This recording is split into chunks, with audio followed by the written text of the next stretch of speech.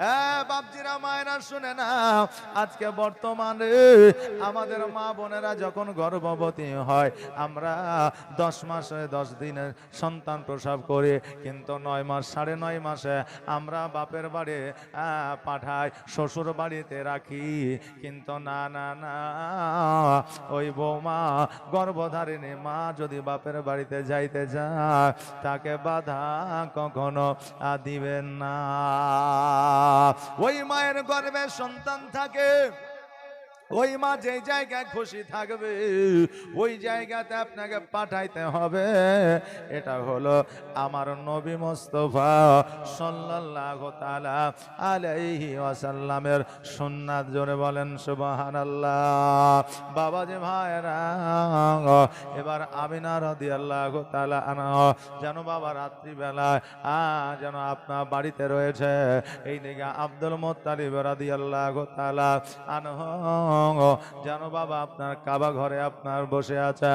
সকালবেলা শুভের সাথে কেন সময় হঠাৎ করে আব্দুল মুত্তালিব দেখতেছে যেন কাবা ঘরটা আমিনার ঘরের দিকে ঝুঁকে গেছে।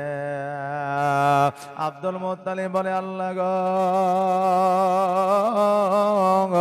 এত কষ্ট করে এত যত্ন করে কাবা ঘর হযরতে ইব্রাহিম আলাইহিস সালাম বানাইল, এত যত্ন করে হযরতে ইসমাইল আলাইহিস সালাম বানাইলে, আজকে ইব্রাহিম আলাইহিস সালাম এই ঘরের মিস্ত্রি ছিল, হযরতে ইসমাইল আলাইহিস সালাম এই ঘরের লেবার ছিলেন, পাথর কেটে কেটে এত শক্ত করে কাবা বানাইলো।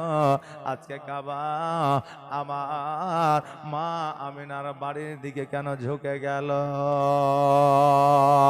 আব্দুল মুত্তালিব বলে, কাবা রে,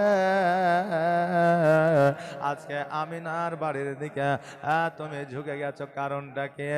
কাবা বলতেছে, আব্দুল মুত্তালিব তুমি কি জানো না? জানো না আজকে দয়ার নবী মুস্তাফা সাল্লাল্লাহু তাআলা আলাইহি ওয়াসাল্লাম জগতের মধ্যে আগমন করেছে।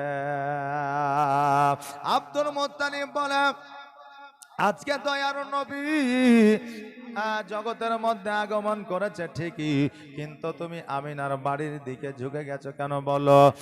কাবা ঘর বলতেছে, আব্দুল মুত্তালিব শোনো রে, আমি হলাম জগতের কাবা, আর যিনি এসেছেন তিনি হলো কাবারও কাবা, এই জন্য আমি কাবার দিকে ঝুঁকে গেছি। জোরে বলুন সুবহানাল্লাহ। আব্দুল মুত্তালিব সঙ্গে সঙ্গে যেন মা আমিনার বাড়ির দিকে চলতে আরম্ভ করলেন। চলতে চলতে দূর থেকে লক্ষ্য করে দেখছে যেন দুইজন সিকিউরিটি আমিনার দরওয়াজার সম্মুখে যেন দাঁড়ায় আছে। এবার আব্দুল মুত্তালিব মনে মনে চিন্তা করে, আল্লাহ, আমিনা ছাড়া তো আর আমি ছাড়া আমিনার আর কেউ নাই, অতএব আমিনার দরওয়াজার সম্মুখে দুইজন বান্দা যে দাঁড়িয়ে আছে, এই দুইজন বান্দা তারা কারা? আব্দুল মুত্তালিব গুটি গুটি পায়ে যাইয়া জিজ্ঞাসা করে, বান্দা তোমরা কারা এই জায়গায় দাঁড়িয়ে আছো, কারণটা কি? তারা বলল, আমরা হলাম আমিনা রাদিয়াল্লাহু তাআলা আনহার সিকিউরিটি, আমরা হলাম নবী মুস্তাফা সাল্লাল্লাহু তাআলা আলাইহি ওয়াসাল্লামের সিকিউরিটি। আব্দুল মুত্তালিব বলে, শোনো রে, আমি ছাড়া তাদের তো কেউ নাই, আর তোমরা যে সিকিউরিটি, তোমরা কোথা থেকে আসলা? তারা বলল, আব্দুল মুত্তালিব শোনো, আমরা জগতের কোনো মানুষ নয়, আমরা জগতের কোনো জিন নয়, আমরা জগতের কোনো ইনসান নয়, আমরা হলাম আল্লাহর ফারিস্তা। আমরা নবীজিকে পাহারা দেওয়ার জন্য এসেছি। এক সপ্তাহ ধরে আল্লাহর ফারিস্তারা আমার নবীকে দর্শন করবে, আর ওই এক সপ্তাহ পর্যন্ত আমরা নবীকে পাহারা দেব। আর যে এক সপ্তাহ আল্লাহর ফারিস্তারা নবীকে পাহারা দেবে, দুনিয়ার মানুষ আমার নবীকে দেখতে পাবে না। আব্দুল মুত্তালিব বলে, শোনো, আজকে আমার পোতা আমি দেখতে পাবো না, এটা কেমন করে হইতে পারে? জোরপূর্বক যখন ঘরের মধ্যে ঢুকতে গেল, কোন রাবি বর্ণনা করেছে মাথায় আঘাত করেছিল, কোন রাবি বর্ণনা করেছে আব্দুল মুত্তালিবের মাথায় হাত বুলায় দিয়েছিল। আর এই হাত বুলিয়ে দেওয়ার কারণে আব্দুল মুত্তালিব একদিন নয়, 2 দিন নয়, 5 দিন নয়, 7 দিন পর্যন্ত অজ্ঞান হয়ে জমিনের মধ্যে আপনার শুয়েছিল। জোরে বলুন না সুবহানাল্লাহ। প্রথম আসমান থেকে আমিনার বাড়ি পর্যন্ত যেন বাবা আমার আল্লাহ একটা সিঁড়ি নামিয়ে দিয়েছিল, আর ওই সিঁড়ি দিয়া আল্লাহর ফারিস্তারা আমার নবীকে দর্শন করেছিল। আজকে যখন আমরা জুলুস বার করে জুলুসে যখন নবীর শানে সালাতু সালাম পড়ি, অনেকেই বলে এটা বেদাত শিরক, এটা করা যাবে না। কিন্তু বাবারে, আমার নবীকে যখন প্রথম আসমান থেকে আমিনার বাড়িতে দেখতে আসতেছিল, ফারিস্তার লাফজে ফারিস্তার মুখে একটাই কথা ছিল, আসসালাতু আসসালামু আলাইকা ইয়া রাসূলুল্লাহ, আসসালাতু আসসালামু আলাইকা ইয়া হাবিবাল্লাহ। মক্কায় নবী এলো মা আমিনার ঘরে, হাসিলে হাজার মানি, কাঁদিলে মুক্তা ঝরে। জোরে বলেন সুবহানাল্লাহ। সুবহানাল্লাহ। আর একটু আসতে বলা যাবে না সুবহানাল্লাহ? মক্কায় নবী এলো মা আমিনার ঘরে, হাসিলে হাজার মানি, কাঁদিলে মুক্তা ঝরে। দয়ার নবী যার সহায়, আর দয়ার নবী যার সহায়, তার কিসের ভাবনা? ছেড়ে দে নৌকা মাঝি, যাব মদিনা, আমি দেখব মদিনা, আমি যাইব মদিনা, আমি যাইব মদিনা, আমি দেখব মদিনা। মক্কায় নবী এলো মা আমিনার ঘরে, হাসিলে হাজার মানি, কাঁদিলে মুক্তা ঝরে। আর দয়ার নবী যার সহায়, আর দয়ার নবী যার সহায়, তার কিসের ভাবনা? ছেড়ে দে নৌকা মাঝি, যাব মদিনা, আমি দেখব মদিনা, আমি যাইব মদিনা। আল্লাহুম্মা সাল্লি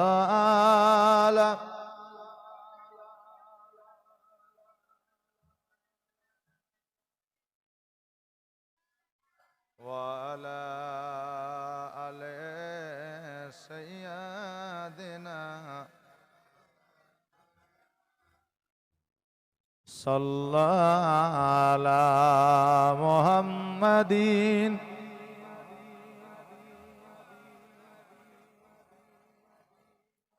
हरदम ज़बान से निकालो पाक नामे मोहम्मद, हरदम ज़बान शफियाना मोहम्मद। बाबा जी भाईरा, ওগো আমার মায়েরা, আমার আব্দুল মুত্তালিব রাদিয়াল্লাহু তাআলা আনহু এইদিকে বাবা অজ্ঞান হয়ে পড়ে আছে, ওইদিকে আমার আল্লাহর ফেরেশতারা আমার নবীজিকে যেন দর্শন করে যায়। একদিন, 2 দিন, 3 দিন, 4 দিন, 5 দিন, 7 দিন অতিবাহিত হয়ে গেল। হঠাৎ করে যেন আমার আব্দুল মুত্তালিবের যেন জ্ঞানটা ফিরল। জ্ঞান ফেরার পরে তাকায়া দেখছে যেন যেই সিকিউরিটি দেখতেছিল সেই সিকিউরিটি নয়, এবং আমিনার বাড়ি যেন খালি হয়ে গেছে, ফাঁকা হয়ে গেছে। আমার আব্দুল মুত্তালিব গোটি গোটি ভাই আমিনার বাড়িতে প্রবেশ করলেন। আমিনার বাড়িতে প্রবেশ করার পরে আমিনাকে বলতেছে, আমিনা মারে দাও দাও একবার আমার কোলে আমার পোতাকে উঠাইয়া দাও, আমার কলিজার টুকরাকে একবার কোলে উঠাইয়া দাও। আমিনা রাদিয়াল্লাহু তাআলা আনহা আমার নবীজিকে যখন আব্দুল মুত্তালিবের কোলে উঠাইয়া দিলেন, আব্দুল মুত্তালিব বলতেছে, আমিনা আমার মোহাম্মদকে যখন আমি কোলে উঠাইয়া নিলাম, আমার সমস্ত ব্যথা বেদনা যন্ত্রণা যেন দূর হইয়া গেল। জোরে বলুন সুবহানাল্লাহ। আমিনা রাদিয়াল্লাহু তাআলা আনহা বলতেছে, আব্বা গো আজকে 1 সপ্তাহ হয়ে গেল আপনার পোতা জগতের মধ্যে এসেছে। ওগো আব্বা, আপনি এতদিন পরে আসছেন, কারণটা কি? আব্দুল মুত্তালিব বলে, আমিনা রে, যেই দিন আমার পোতা জগতের মধ্যে এসেছে 570 খ্রিস্টাব্দে শুভে সাদেকের সময় 12ই রবিউল আউয়াল সোমবারের দিন যখন আমার নবী এসেছে, আমি জানতে পেরেছি, বুঝতে পেরেছি, কিন্তু আমি যখন নামার জন্য এসেছি, দেখার জন্য এসেছি, আল্লাহর ফেরেশতারা আমার নবীকে পাহারা দিতেছিল, আমার নবীকে দর্শন করতেছিল। আমিনা বলতেছে, আব্বা গো একদিন নয়, 2 দিন নয়, 1 সপ্তাহ পর্যন্ত আমার নবীজিকে তারা দর্শন করেছিল। এই জন্য আমি কাউকে ডাকতে পারি না। ও আব্বা, আমার স্বামী নয়, আমি কাকে ডাকবো? আমার স্বামী নয়, আমি কাকে মনের কথা খুলে বলবো? আমার স্বামী না, আমি কাকে আমার ব্যথা বেদনার কথা বলবো? আব্দুল মুত্তালিব বলতে, যাবি না রে, বলো বলো তোমার কি কোনো অসুবিধা আছে? তোমার কি কোনো অসুবিধা হয়েছে? আমি না বলতেছে, আব্বা গো আমার অসুবিধা তো দূরের কথা, আমার একটু পর্যন্ত শরীরটাও খারাপ হয় নাই। জোরে বলেন সুবহানাল্লাহ। ওগো আব্বা জান, আমি শুয়েছিলাম, আমি শোয়া থেকে উঠে দেখলাম একখানা নূর যেন সেজদায় রত হইয়া ইয়া হাবলি উম্মতি উম্মতি বলে কাঁদছিল। জোরে বলুন সুবহানাল্লাহ। সুবহানাল্লাহ।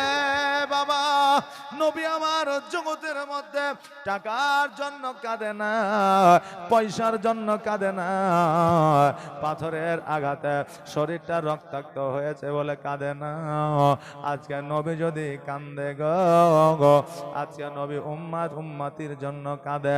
এখনো পর্যন্ত সোনার মদিনা নবী আমার উম্মাত উম্মাতির জন্য কাঁদে। জোরে বলেন সুবহানাল্লাহ।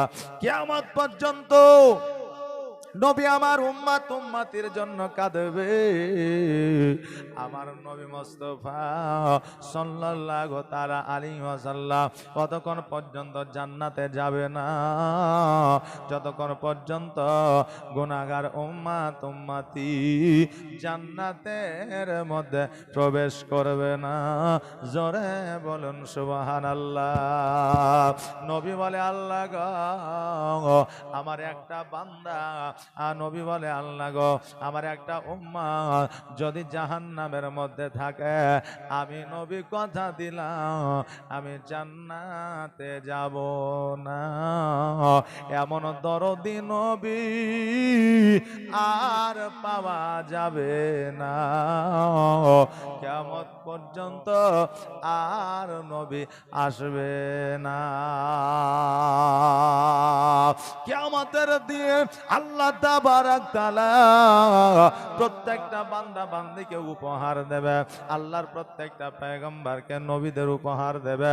আদম আলাইহিস সালামকে সোনার উপহার দেবে, ঈসা আলাইহিস সালামকে সোনার উপহার দেবে, মুসা আলাইহিস সালামকে সোনার মুকুট দেবে, ইউসুফ আলাইহিস সালামকে সোনার মুকুট দেবে, হাফেজের বাপকে সোনার মুকুট দেবে, রাজমিস্ত্রির বাপকে সোনার মুকুট দেবে, হাজী সাহেবের মাথায় সোনার মুকুট দেবে, কারি সাহেবের মাথায় সোনার মুকুট দেবে। বাবা প্রত্যেককে আমার আল্লাহ তাবারক তাআলা উপহার দেবে, কিন্তু আমার নবী মুস্তাফা সাল্লাল্লাহু তাআলা আলাইহি ওয়াসাল্লামকে সর্বশেষ জিজ্ঞাসা করবে, নবী গো আমি সবাইকে আমার পছন্দ মতো উপহার দিয়েছি, আপনার পছন্দ মতো উপহার কি নিবেন আপনি একবার বলেন। আপনি যেটা চাইবেন আমি আল্লাহ সেটাই আপনাকে দেব। বাবা আপনারা জিজ্ঞাসা করবেন হুজুর গো সবাইকে আমার আল্লাহ উপহার দিল, কাউকে জিজ্ঞাসা করলো না কি উপহার নেব, কিন্তু আমার নবীকে কেন জিজ্ঞাসা করা হলো? বাবারে জগতের মধ্যে পাড়া প্রতিবেশীদের মধ্যে যেন আপনার বিয়ের অনুষ্ঠান হয়, খাতনা মুসলমানের অনুষ্ঠান হয়, আপনাকে কার্ড দিয়ে যায়, কিন্তু আপনি যখন তার বাড়িতে অনুষ্ঠানটা খেতে যান তাকে কি জিজ্ঞাসা করেন টাকা লিবা না সোনা লিবা? বলেন বলেন। প্রতিবেশী দাওয়াত দিয়েছে, আপনি তার বাড়ি খানা খেতে যাবেন, আপনি যখন যান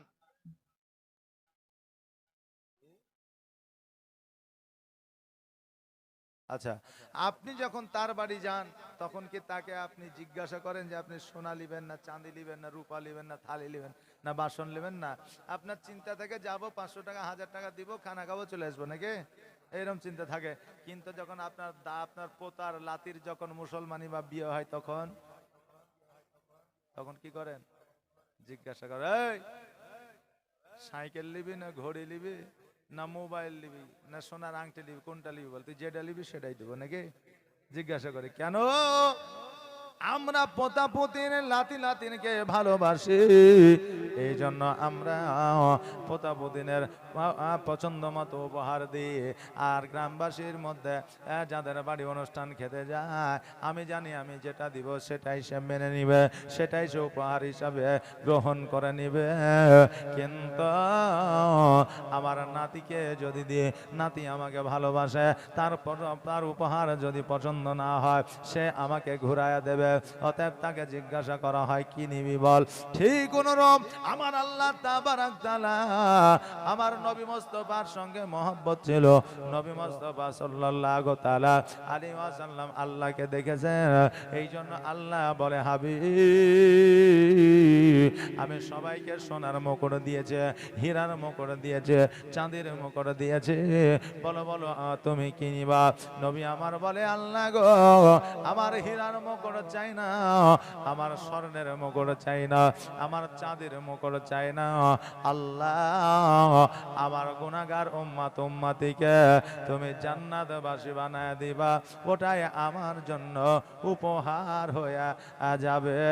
জোরে বলুন সুবহানাল্লাহ। আল্লাহ গো আমার উম্মত উম্মতিকে আপনি জান্নাতবাসী বানায় দিবেন, ওটাই আমার জন্য উপহার হয়ে যাবে। আল্লাহ দয়া করে আমার উম্মত উম্মতিকে আপনি একবার জান্নাতবাসী করে দেন। আমার আল্লাহ তাবারক তাআলা নবীর কথা নবীর দোয়া কোনোদিন ফেলায় দেই না, কিয়ামত পর্যন্ত ফেলায় দেবে না। আমার নবীর কথা মোতাবেক আমার নবীর যত গুনাহগার উম্মাত উম্মাতি আছে সকল উম্মাত উম্মাতিকে জান্নাতবাসী বানায়া দিবেন। আহারে বাবা যে ভাইরা, ওই নবী সেজদায় পড়িয়া ইয়া হাবলি উম্মতি উম্মতি বলে কেঁদেছে। আমার আমিনা রাদিয়াল্লাহু তাআলা আনহা বলে, ওগো আব্বা যান, মক্কা নগরে যখন কোন সন্তান জন্মগ্রহণ করে তাই বাসীরা এসে লালন পালন করে দেয়। আব্বা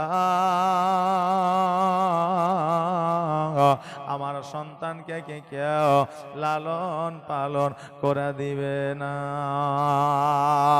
আব্দুল মুত্তালিব বলে, আমিনা রে তুমি ভয় করিও না, চিন্তা করিও না।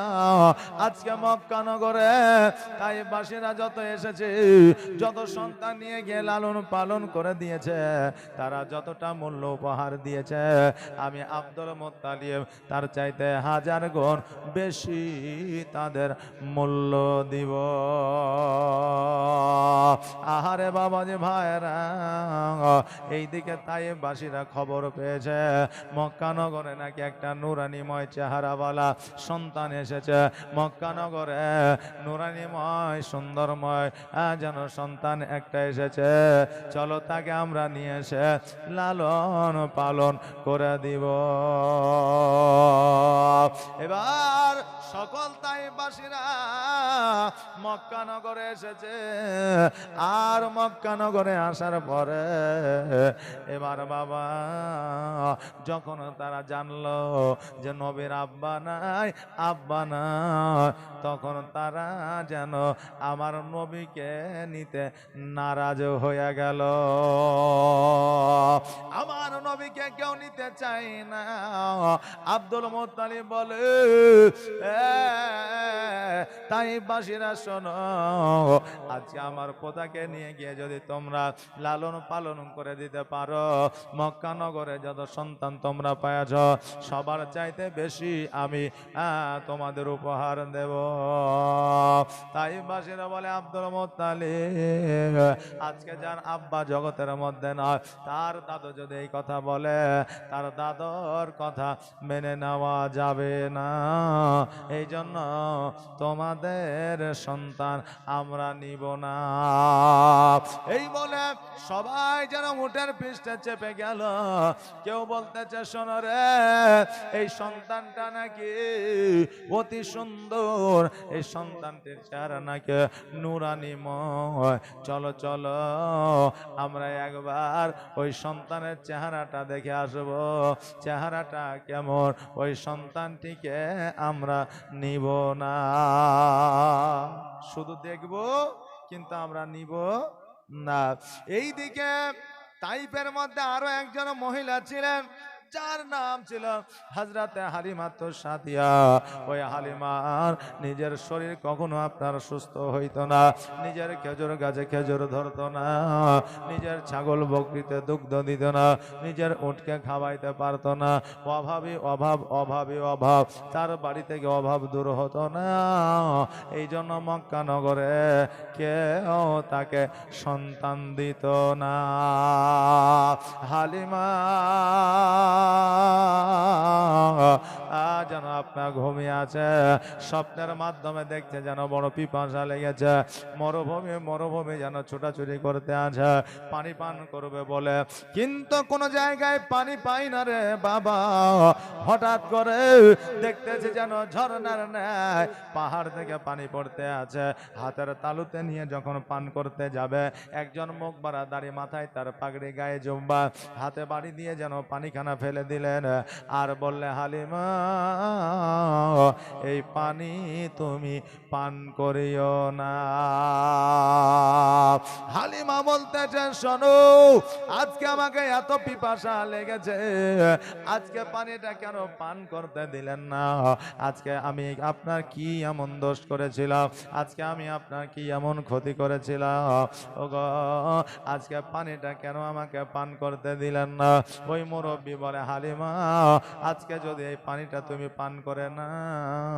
তবে মক্কা নগরে একটা সন্তান জন্মগ্রহণ করেছে, ওই সন্তানটিকে তুমি পাবে না।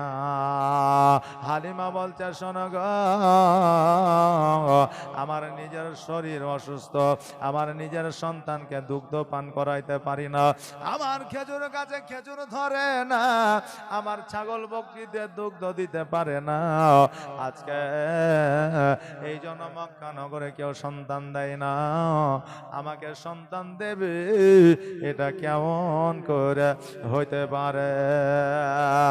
মুরব্বি বলে, হালিমা তোমাকে সে চিন্তা করতে হবে না, তুমি মক্কায় চলে যাও, ছেলেটির সামনে আজকে ওই ছেলেটাকে যদি তুমি পেয়ে যাও, তোমার এই জগত মঙ্গল হবে, পরের জগত মঙ্গল হবে।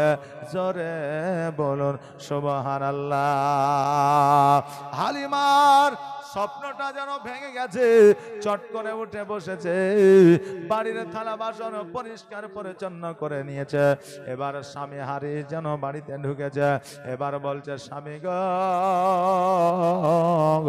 আমি রাত্রিবেলায় এমন একটা স্বপ্ন দেখেছি গো স্বামী, আমার ওই স্বপ্নটা যদি বাস্তবায়িত হয়ে যায়, আজকে আমার এই পৃথিবীতেও মঙ্গল হবে, পরের পৃথিবীতে মঙ্গল হবে।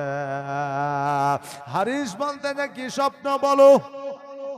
বলে, স্বামী গো, মক্কা নগরে এমন একটা সন্তান জন্মগ্রহণ করেছে, ওই সন্তানটিকে যদি নিয়ে লালন পালন করে দিয়ে আমাদের ভাগ্যের দুয়ার খুলে যাবে। এবার হারিস বলতেছে, বিবিরে, সন্তান আনা বাদ দিয়া তুমি যেটা বলবা সেটাই আমি শুনবো। আরে উনি যেন কোনো মতে যেতে রাজি হয় না, কেন না এতদিন আমরা মক্কায় গিয়েছি, কেউ আমাদের সন্তান দেয় না, আজকে আমরা যাব, সন্তান দেবে না, এমনিতেই আমি অনাহারে আছে, তুমি অনাহারে আছো, সন্তান অনাহারে আছে, উট অনাহারে আছে, এই অনাহারে ঘুরাইয়া আবার কেমন নিয়ে আসব? স্বামী বলল যখন এই কথা, বিবি বলল, স্বামী গো, এই যাবে এবারের মতো চলে, এবার যদি আমরা সন্তান না পাই, খোদার কসম করে বললাম, যদি না খেতে পাই, সন্তান নেওয়ার জন্য আর কোনোদিন মক্কায় যাব না। এবার বাবা স্বামী যেন রাজি হয়ে গেল। এ বাবা, এখনো পর্যন্ত জগতের মধ্যে লক্ষ্য করবে, স্বামী আর স্ত্রী যদি রাগারাগি করে, আপনার স্বামীর রাগ ভাঙাতে গেলে বিবিরা যদি একটু মিচকি হাসি দিয়া চোখটা মারিয়া যদি কথা বলে, স্বামীর রাগ ভেঙে যায়। কিন্তু বিবিরা যদি রাগ করে, ওই স্বামীদেরকে ফুচকা আর ললিপপ খাওয়াইতে হয়, কথা বললেন না, নইলে শাড়ি কিনে দিতে হয়, নইলে বাজারে বেড়াতে নিয়ে যেতে হয়, বিরিয়ানি খাওয়াতে হয়। অনেক মায়েরা কিন্তু এইরকম নয় রে বাবা, স্বামীর খুশিতে বিবিও খুশি হয়ে যায়। জোরে বলুন সুবহানাল্লাহ। আমিনা এইদিকে চিন্তায় চিন্তিত আছে, হায় রে, আমার সন্তানকে কি কেউ নিয়ে যাবে না? এবার সকল তাইবাসীরা এবার আমিনার কাছে গেল, আর আমার নবীজিকে কোলে নিল, নবীর চেহারা খানা দেখলো, আর আমার নবীকে পুনরায় আমিনার কোলে ফিরাইয়া দিল। আমিনা কেঁদে কেঁদে বলে, আব্বা গো, আমার সন্তানকে সবাই কোলে নেবে আর অবহেলা করে আমাকে ফিরাইয়া দেবে, কিন্তু আমার সন্তানকে কেউ নিয়ে যাবে না। মায়ামিনা কান্দে হায় রে, মায়ামিনা কান্দে হায় রে, ছেলে কোলে তুলিয়া, কে বাজাবে আমার সোনা আলালকে লইয়া, কে বাজাবে আমার সোনা আলালকে লইয়া মা আমিনা কান্দে হায়রে মা আমিনা কান্দে হায়রে ছেলে কোলে তুলিয়া কে বাজাবে আমার সোনা আলালকে লইয়া কে বাজাবে আমার সোনা আলালকে লইয়া আর তাইফ যখন এলো নগরে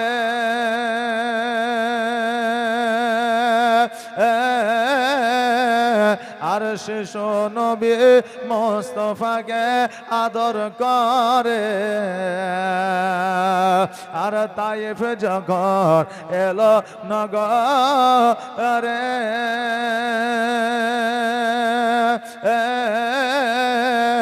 আর শিশু নবী মোস্তফাকে আদর করে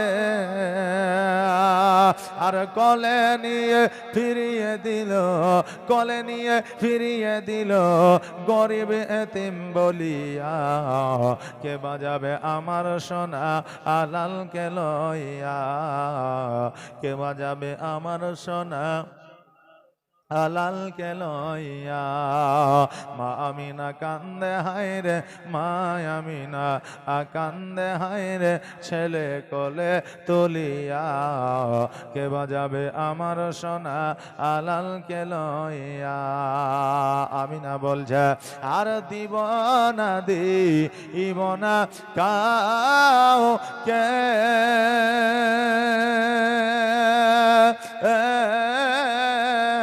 আর লালন পালন করব আমি নিজের হাতে আর মায়ামিনার দিল বলে মায়ামিনার দিল বলে দেখব পরাণ ভরিয়া কে বাজাবে আমার সোনা আলালকে লইয়া মা আমিনা কান্দে হায়রে মা আমিনা কান্দে হায়রে ছেলে কোলে তুলিয়া কে বাজাবে আমার সোনা আলালকে লইয়া কে বাজাবে আমার সোনা আলালকে লইয়া আর থাকতো যদি ছেলের পিতা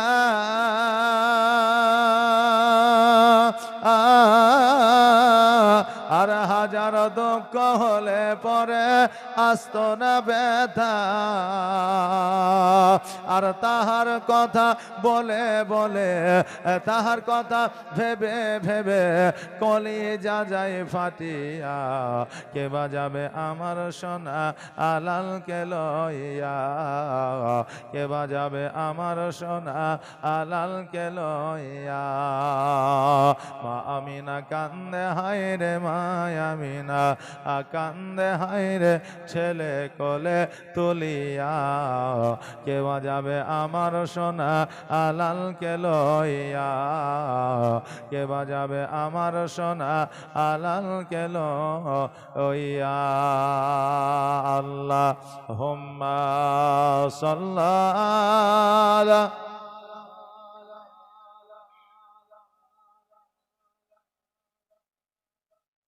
وعلى آل سيدنا مولانا محمد صلى الله على محمد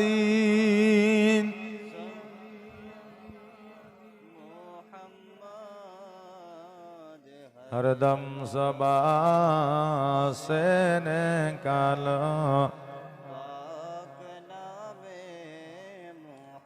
हरदम ज़बा से निकालो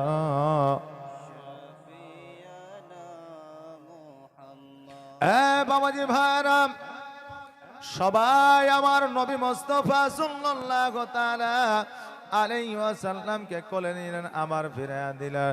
কেউ যেন আমার নবীকে নিয়ে যেতে চাইল না, সবাই যেন তাইফের দিকে ফিরে গেল। এই দিকে লাশের বেলা হালিমা যেন মক্কা নগরে প্রবেশ করলো। আব্দুল মুত্তালিব যেন কাবা ঘরে হিলান দিয়ে বসে আছে। আমা হালিমা বলতেছে, এই আব্দুল মুত্তালিব, আজকে তোমার পোতাকে যদি আমাকে উঠায় দাও, আমি তোমার পোতাকে লালন পালন করে দিব। আমার আব্দুল মুত্তালিব বলে, হালিমা, আজকে তোমার নিজের সন্তানকে তুমি নিজে দুগ্ধ পান করাইতে পারো না, আজকে তোমার নিজের সন্তানকে খাওয়াইতে পারো না, তোমার বাড়িতে খাবার জোটে না, তুমি আমার পোতাকে কি খাওয়াইয়া লালন পালন করবা? হালিমা বলতেছে, আব্দুল মুত্তালিব শোনো গো, আজকে কথা দিলাম, আজকে আমার যতই ব্যথা বেদনা, যতই অভাব অনটন হোক না কেন, তোমার পোতাকে যদি আমি নিয়ে গিয়ে লালন পালন করতে পারি, আমি কষ্টে থাকব, কিন্তু মোহাম্মদকে আমি কষ্ট দেব না। জোরে বলুন সুবহানাল্লাহ। হালিমা বলতেছে, আব্দুল মুত্তালিব, দয়া করে আমার কোলে একবার উঠায়া দাও। এবার আমার আব্দুল মুত্তালিব বলে, শোনো রে, আজকে একবার তুমি হালিমার আমিনার কাছে চলে যাও, আর আমিনার কাছে যাওয়ার পরে যদি আমিনা তোমাকে দেয় তুমি নিয়ে যাবা, আমি আব্দুল মুত্তালিব বাধা দিব না। হালিমা গোটে গোটে পায়ে আমিনার কাছে যখন পৌঁছেছে, আর যেমনই বাবা পৌঁছে যাওয়া, আমার নবীজি হালিমার দিকে যেন টুকুটুক করে তাকিয়ে আছে।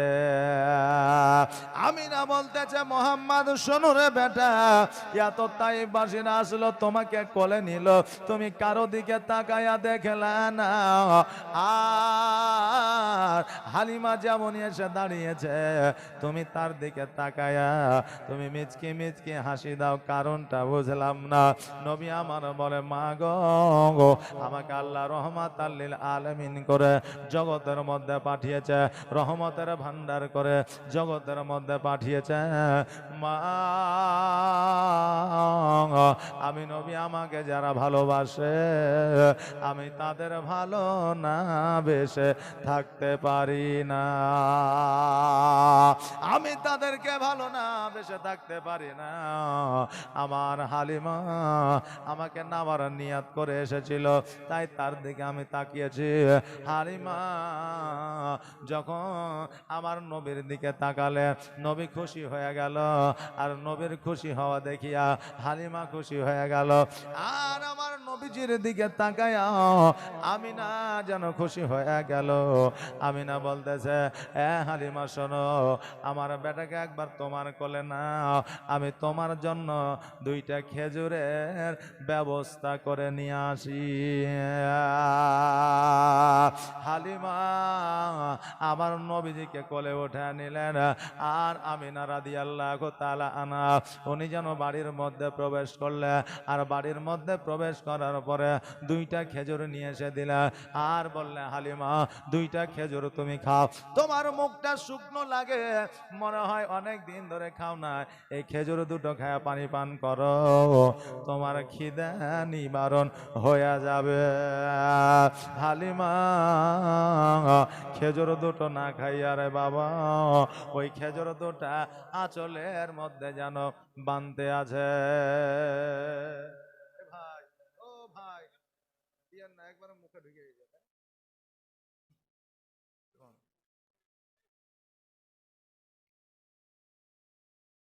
দিচ্ছে ওখানে, কিন্তু ডাইরেক্ট লাখে আসছে।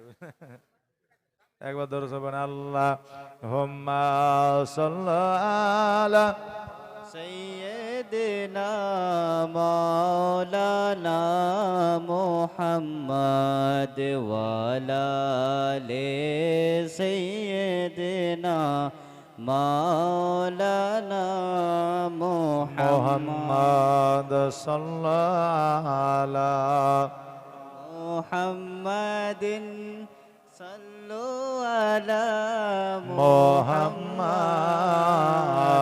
হরদম জবান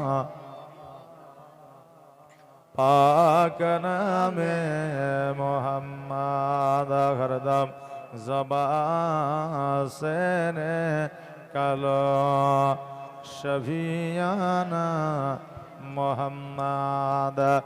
এই আমার বাবাজি ভাইরা, আমার নবী মুস্তাফা সাল্লাল্লাহু তাআলা আলাইহি ওয়াসাল্লামকে আমিনার কোলে উঠে দিলে খেজুর যেন আঁচলের মধ্যে বাঁধতে আছে।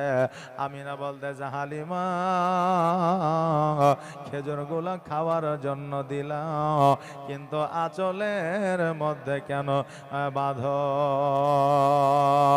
হালিমা বলতেছে আমিনা রে, তুমি হয়তো জানো না মা, আজকে আমি একাই অনাহারে নয়, আজকে আমার স্বামী হারিস অনাহারে আছে, আমার বাড়িতে যমুনা আমার সন্তানও অনাহারে আছে। ওগো আমিনা বলো বলো গো, আজকে নিজের সন্তানকে ছাড়িয়া আমি মা কেমন করে খাইতে পারি? পৃথিবীর মধ্যে এমন কোন মা নাই যেই মা সন্তানকে অনাহারে বিছানায় শুইয়া দিয়া মা চুপি চুপি খেয়েছে, মা লুক করে ভালো মন্দ খেয়েছে। বাবারে, মা কতক্ষণ পর্যন্ত খাই নাই, যতক্ষণ পর্যন্ত নিজের সন্তানের মুখে খাবার উঠাইয়া দিয়েছে, একেই বলা হয় মা। জগতের মধ্যে আপনি যত টাকা পয়সা খরচা করে, ধন সম্পত্তি আর সোনা দানা